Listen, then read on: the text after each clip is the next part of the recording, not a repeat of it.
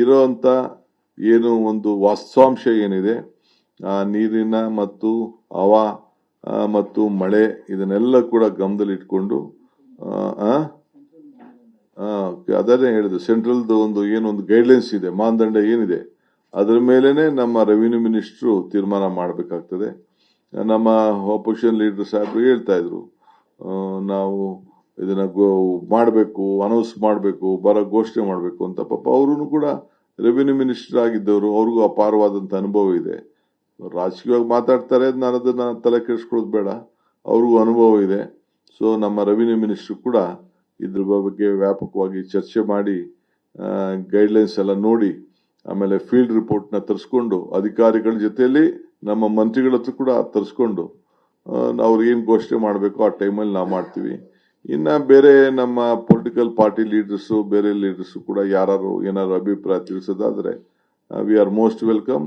ನಮ್ಮ revenue ಮಿನಿಸ್ಟರ್ಗೆ, deputy ಸಿಎಂಗೆ ತಿಳಿಸ್ಲಿ. ಆಮೇಲೆ ನಮ್ಮ ತೀರ್ಮಾನ ಏನ್ ಮಾಡಬೇಕು, ಯಾವ ರೀತಿ ನಮ್ಮ ರೈತರನ್ನ ಕಾಪಾಡಬೇಕು, ಏನ್ ಮಾರ್ಗದರ್ಶನ ಕೊಡಬೇಕು ಆ ಕೆಲಸವನ್ನ ನಾವು ಮಾಡ್ತೇವೆ. ಸೊ ಈಗ ಅಪೀಲ್ ಮಾಡುವಂತ ವಿಚಾರ ಏನಿದೆ, ಸುಪ್ರೀಂ ಕೋರ್ಟ್ಗೆ ವಿಚಾರ ಏನಿದೆ, ಪರಿಸ್ಥಿತಿ ತಾವೇ ಇದನ್ನ ಆಲೋಚನೆ ಮಾಡ್ತಾ ಇದ್ದೀರಿ, ತಮ್ಗೆ ಗೊತ್ತಾಗ್ತಾ ಇದೆ.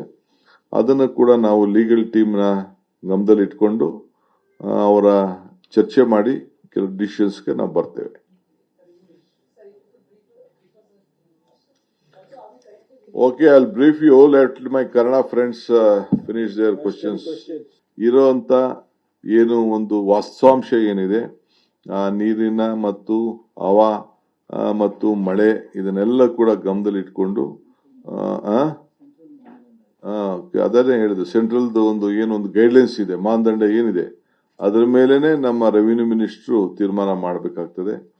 ನಮ್ಮ ಆಪೋಸಿಷನ್ ಲೀಡರ್ ಸಾಹೇಬರು ಹೇಳ್ತಾ ಇದ್ರು, ನಾವು ಇದನ್ನ ಮಾಡಬೇಕು, ಅನೌನ್ಸ್ ಮಾಡಬೇಕು, ಘೋಷಣೆ ಮಾಡಬೇಕು ಅಂತ. ಪಾಪ ಅವರು ಕೂಡ ರೆವಿನ್ಯೂ ಮಿನಿಸ್ಟರ್ ಆಗಿದ್ದವರು, ಅವ್ರಿಗೂ ಅಪಾರವಾದಂತ ಅನುಭವ ಇದೆ. ರಾಜಕೀಯವಾಗಿ ಮಾತಾಡ್ತಾರೆ, ನಾನು ಅದನ್ನ ತಲೆ ಕೆಡಿಸ್ಕೊಳ್ಳೋದು ಬೇಡ, ಅವ್ರಿಗೂ ಅನುಭವ ಇದೆ. ಸೊ ನಮ್ಮ ರೆವಿನ್ಯೂ ಮಿನಿಸ್ಟರ್ ಕೂಡ ಇದ್ರ ಬಗ್ಗೆ ವ್ಯಾಪಕವಾಗಿ ಚರ್ಚೆ ಮಾಡಿ ಗೈಡ್ಲೈನ್ಸ್ ಎಲ್ಲ ನೋಡಿ, ಆಮೇಲೆ ಫೀಲ್ಡ್ ರಿಪೋರ್ಟ್ ನ ತರಿಸ್ಕೊಂಡು ಅಧಿಕಾರಿಗಳ ಜೊತೆಯಲ್ಲಿ ನಮ್ಮ ಮಂತ್ರಿಗಳ ಹತ್ರ ಕೂಡ ತರಿಸ್ಕೊಂಡು ಅವ್ರು ಏನ್ ಘೋಷಣೆ ಮಾಡಬೇಕು ಆ ಟೈಮಲ್ಲಿ ನಾವು ಮಾಡ್ತೀವಿ. ಇನ್ನ ಬೇರೆ ನಮ್ಮ ಪೊಲಿಟಿಕಲ್ ಪಾರ್ಟಿ ಲೀಡರ್ಸ್, ಬೇರೆ ಲೀಡರ್ಸ್ ಕೂಡ ಯಾರು ಏನಾದ್ರು ಅಭಿಪ್ರಾಯ ತಿಳಿಸೋದಾದ್ರೆ ವಿ ಆರ್ ಮೋಸ್ಟ್ ವೆಲ್ಕಮ್. ನಮ್ಮ ರೆವಿನ್ಯೂ ಮಿನಿಸ್ಟರ್ಗೆ, ಡೆಪ್ಟಿ ಸಿಎಂಗೆ ತಿಳಿಸ್ಲಿ. ಆಮೇಲೆ ನಮ್ಮ ತೀರ್ಮಾನ ಏನ್ ಮಾಡಬೇಕು, ಯಾವ ರೀತಿ ನಮ್ಮ ರೈತರನ್ನ ಕಾಪಾಡಬೇಕು, ಏನ್ ಮಾರ್ಗದರ್ಶನ ಕೊಡಬೇಕು ಆ ಕೆಲಸವನ್ನ ನಾವು ಮಾಡ್ತೇವೆ.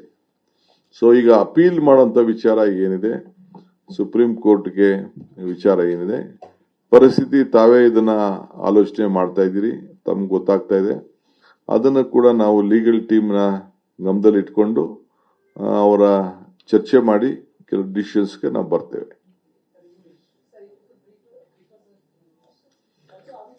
Okay, I'll brief you. Let my Kannada friends finish their questions.